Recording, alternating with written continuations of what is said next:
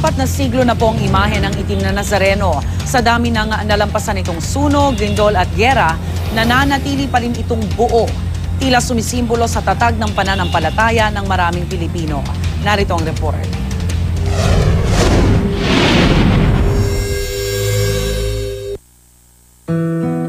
Noong 1600s, pinaniniwala ang dinala sa Pilipinas ng mga prailing Agustinian ang imahe ng itim na poong Nazareno galing Acapulco, Mexico.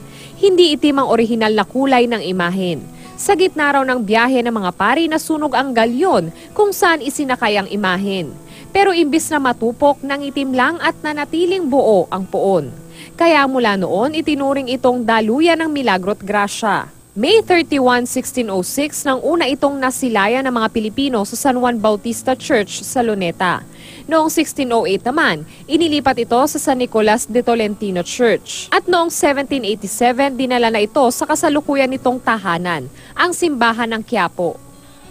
Ang paglilipat-lipat ng simbahan noon ng imahe ng inspirasyon ng taunang translasyon o prosesyon ng itim na poon. Para hindi masira tuwing prosesyon, gumawa ng replika ang Minor Basilica of the Black Nazarene. Ang orihinal na ulo inilagay sa katawan ng replika.